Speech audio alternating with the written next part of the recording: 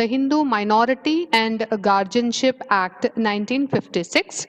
And what do we mean by the term natural guardian and what are his powers? That is what we are going to see today. Now, first of all, we would see the application of this act. Section 3 speaks about the application of this act. Now, what does Section 3 says? The Hindu Minority and Guardianship Act 1956 applies to all Hindus. किसको apply होता है ये? सभी Hindus को apply होता है. साथ ही साथ it is applicable to Virashava, Lingayat and the followers of Brahmo, Pratna and Arya Samaj. So it is also applicable to whom? It is also applicable to a part of Hindus, Virashava, Lingayats and the followers of Brahmo, Pratna and Arya Samaj. A part of Hindus, Virashava, Lingayat and followers of Brahmo, Pratna and Arya Samaj. It is also applicable to Buddhist, Jain and Sikh by religion. So all those who are Hindus, all those who are Virashava, all those who are Lingayats, followers of Brahmo, Pratna and Arya Samajis, as well as Buddhist, Jain and Sikh would be governed by this particular act. Now, this act would not be made applicable to Muslims, Christians, Parsis and Jews.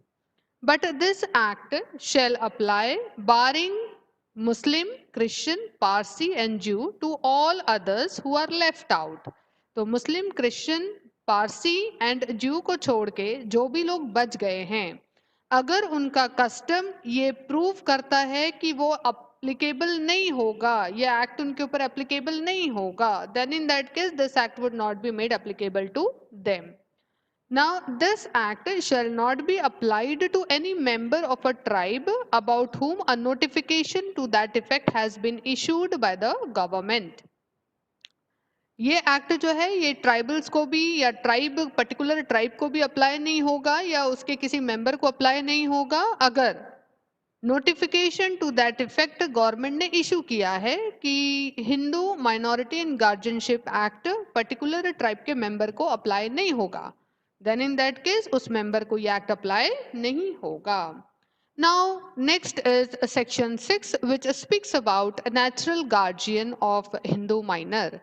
Now let us see who can become a natural guardian of a Hindu minor and for what purposes this natural guardian of Hindu minor can be appointed under this particular act. Students, a natural guardian of a Hindu minor shall be there for guarding the interest or protecting the interest of minor's person, that is to say minor's body, as well as minor's property.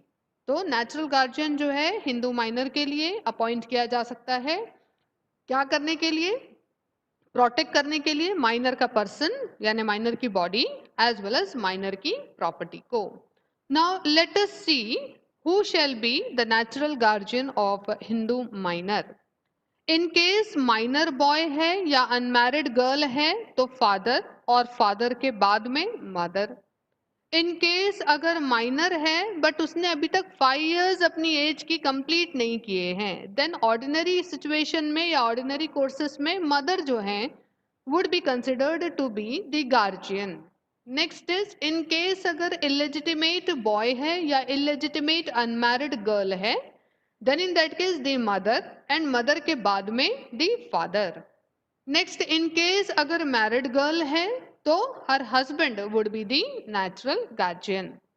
Now no person shall act as a natural guardian for a minor if he belongs to following situation. अगर आप ये 4 जो basically points दिए गए हैं अगर इसमें हैं या ये बिलोंग करते हैं या आपके पास में है देन इन दैट केस आप नेचुरल गार्जियन नहीं बन सकते किसी माइनर के लिए. सबसे पहले तो अगर आप हिंदू नहीं हैं, दूसरा आपने वर्ल्ड को कंप्लीटली रिनाउंस कर दिया है, कहने का मतलब है आप वन की तरफ चले गए हैं, वनाप्रस्था हो गए हैं या फिर एसेटिक हो गए हैं, कहने का मतलब है यति या फिर सन्यासी हो गए हैं, या फिर for the purposes of acting as a natural guardian no stepfather और stepmother shall be considered. आप या तो स्टेप फादर हैं या फिर स्टेप मदर हैं उस माइनर के, देन इन दैट केस आप जो है नेचुरल गार्जियन नहीं बन सकते माइनर के लिए. Now let us discuss what are the powers of natural guardian under Hindu Minority and Guardianship Act 1956. The powers has been defined under section 8. Now what does the section 8 speaks about the powers of natural guardian? Now let us see.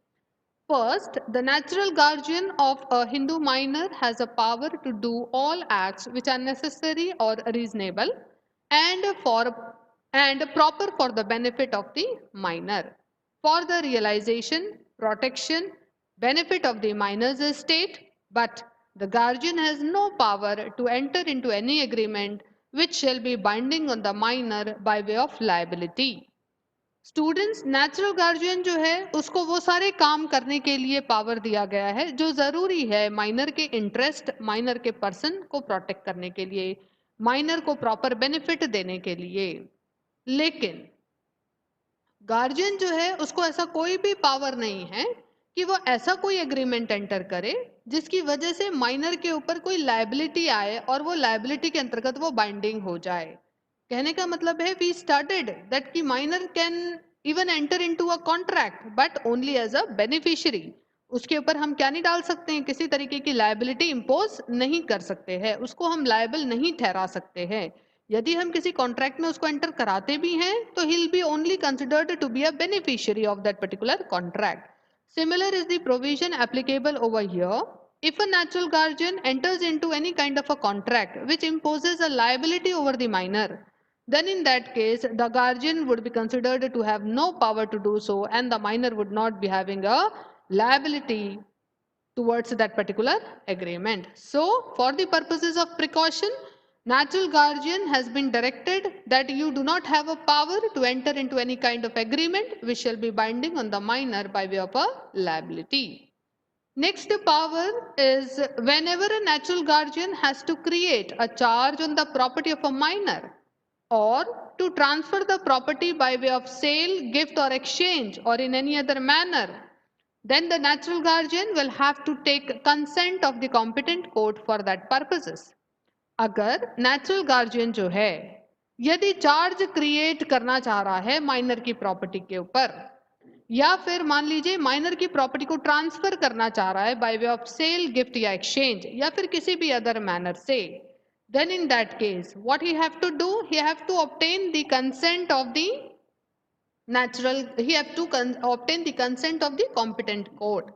If the natural guardian has to lease out the property, then that lease shall not extend the period of minors attending majority. अगर मान लीजिए natural guardian जो है minor की property को किराए पे देता है then in that case वो कितने पीरियड तक किराए पे दे सकता है जब तक कि माइनर अटेंड नहीं कर लेता मेजोरिटी क्योंकि एक बार मेजर हो जाने के बाद में तो he is having a decision making power और ऐसे में it would be he who will decide कि आगे जाके उसको लीज आउट करना है या नहीं करना है एंड देयरफॉर माइनर जो है जब तक माइनर मेजॉरिटी अटेंड नहीं कर लेता तब तक ही गार्जियन जो है उसकी प्रॉपर्टी को लीज आउट कर सकता है अगर लीज एक्सीड करती है this period then in that case या एक्सीड करवाना चाहता है guardian then in that case he have to seek a permission of the court to that effect. Now let us see the third power. If the natural guardian violates the above state provision without the permission of the court, does any transaction about the property of the minor, then that act shall be voidable at the option of the minor or anybody who is claiming through minor. अगर ऊपर जो state किए गए काम हैं यदि natural guardian without the permission of the court करता है then in that case ये particular act voidable रहेगा at the option of the minor या फिर कोई और person जो minor के behalf में या minor के through claim कर रहा है उसके option पे रहेगा to get it challenged before the court and get the act declared to be a void one. Next is let us see the fourth power. Generally the court shall not give the permission to natural guardian to deal with the property of the minor. But in case there is a necessary for the minor or something has been done in advantage or a benefit of that minor, then the permission shall be granted. इसका ये मतलब निकलता है कि normal situation में तो court natural guardian को minor की प्रॉपर्टी के साथ किसी भी तरीके की डीलिंग करने के लिए परमिशन नहीं देगा लेकिन यदि इस तरीके की डीलिंग माइनर के लिए एडवांटेजेस है या फिर माइनर को बेनिफिट पहुंचाने वाली है, then in that case definitely court जो है उस पर्टिकुलर प्रॉपर्टी के साथ डील करने की परमिशन नेचुरल गार्जियन को देगा. Now let us see what the fifth power is. The permission of the court shall be required with respect to the compliance of the provision of Guardianship Ward Act of 1890. Under the Guardianship and Ward Act, the guardians are interested to do something in the minor's interest, or if any necessaries are to be supplied to him, then prior permission of the court for any such act must be taken. So what does this mean? This means that the permission of the court shall be required with respect to the compliance of the provision of Guardianship Act of 1890. This means that whenever any of the natural guardian, by virtue of the provision provided under the Guardianship Ward Act 1890, want to perform any kind of act, then in that case he have to seek a permission before doing that particular act from the court. If the guardian interested in doing something in minor's interest and do not seek the permission of the court, then in that case such type of an act would be termed to be a void one. Now next is, in the coming lecture we'll be dealing with what do we mean by the term testamentary guardian and what are its powers. So today students, I hope you have understood the concept of natural guardian and the powers of the natural guardian, as well as we have also seen the application of the Hindu Minority and the Guardianship Act. I hope you have understood the concept. Thank you.